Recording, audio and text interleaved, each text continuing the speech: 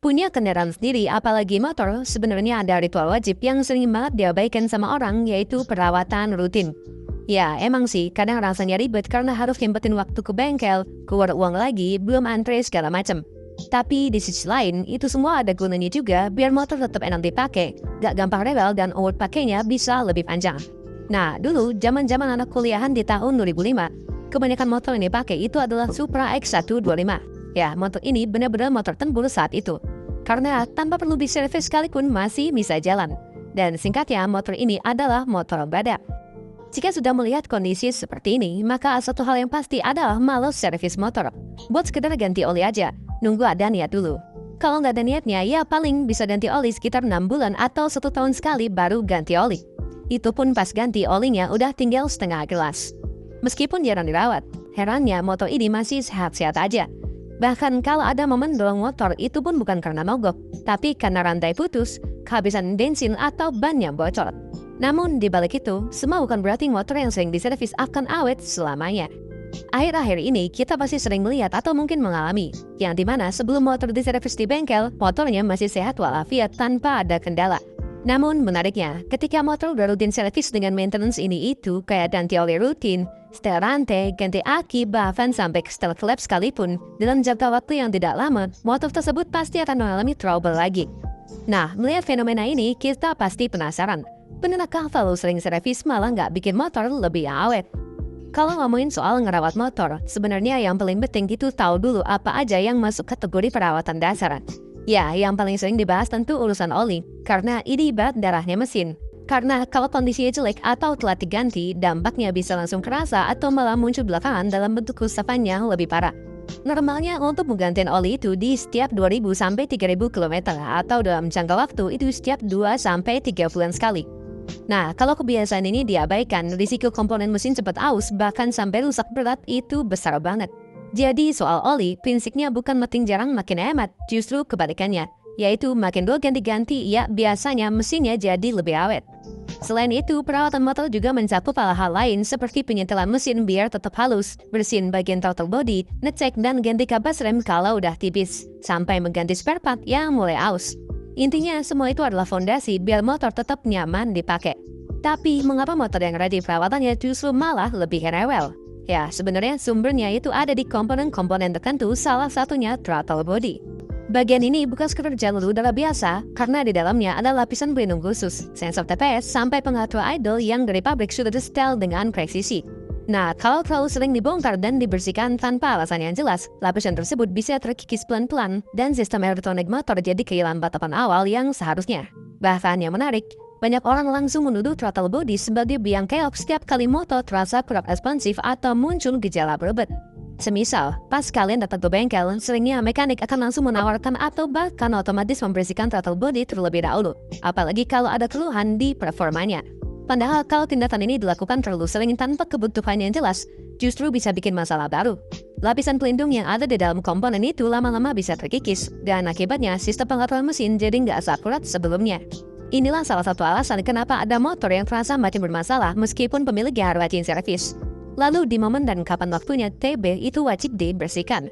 Jadi waktu yang masuk akal untuk melakukan pembersihan biasanya di kisaran beberapa bulan sekali, sekitar 3 sampai 6 bulan. Itu pun tergantung kondisi pemakaian. Bahkan dalam banyak kasus, kalau oli mesin tidak merembes ke area filter udara dan komponen lain tetap normal, throttle body sebenarnya tidak gampang kotor dan tidak perlu terlalu sering buat disentuh. Selain urusan throttle body, ada juga bagian lain yang sering jadi sumber keluhan, terutama di motor matic, yaitu CVT. Nah, salah satu gejala yang paling sering muncul itu bunyi kerendet, dan menariknya masalah ini hampir dialami di berbagai merek, entah itu Honda, Yamaha, Suzuki, atau matic dari merek lainnya.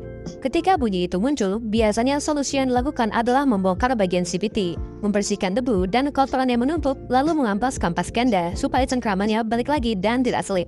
Ya, cara ini memang sering berhasil menghilangkan suara dalam waktu singkat.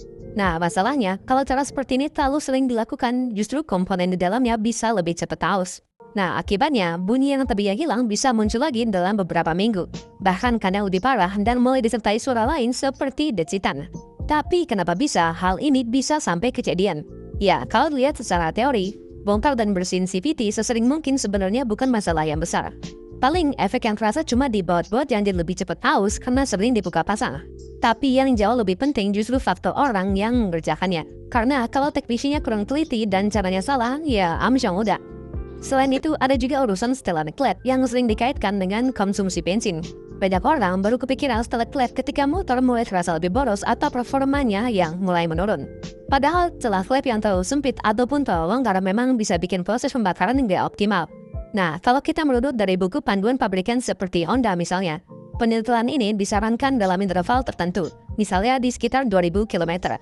Tapi ya pada praktiknya, kalau terlalu sering diutak-atik tanpa kebutuhan nyata, hasilnya malah bisa berlawanan, yaitu tenaga terasa turun atau konsumsi bahan bakar justru makin boros. Tapi apa sebenarnya pemicu di balik situasi ini?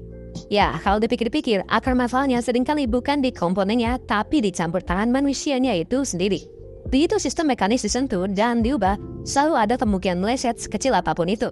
Dan setiap kali ada yang membongkar, nyetel, atau menambahkan sesuatu, di situ juga ada risiko yang ikut masuk. Karena setiap tahap mekanik pun punya gaya masing-masing. Contohnya soal CVT aja nih. Ada yang merasa bagian tersebut harus dibanjiri grease supaya putarannya makin halus dan aman. Kemudian di sisi lain, ada juga yang justru lebih hati-hati dan memilih memberi pelumas secukupnya aja supaya tidak berceceran dan mengganggu komponen lain. Nah, dari situ udah kelihatan banget kan kalau rasa atau feeling seorang mekanik itu punya pengaruh besar terhadap umur pakai motor kita. Nah, kalau ketemu orang yang teliti, paham takaran, dan nggak berlebihan, ya kita bisa bernapas lega.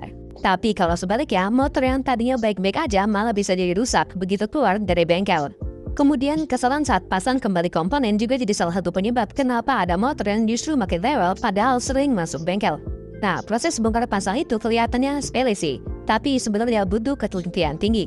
Nah, kita bisa ambil contoh di bagian kopling. Kalau posisi platnya tidak presisi atau kekencangan bautnya tidak merata, efeknya bisa merambat kemana-mana, mulai dari rembes oli sampai performa yang menurun. Hal serupa juga bisa terjadi di throttle body. Kalau dudukannya tidak benar-benar rapat atau ada bagian yang meleset sedikit saja, motor bisa susah hidup, terasa loyo, bahkan seperti kehilangan tenaga. Dalam kondisi yang lebih parah, pemasangan yang kurang tepat bisa bikin tenaga seperti ngempos saat dipakai jalan. Iya, pada intinya bukan berarti servis itu nggak penting ya.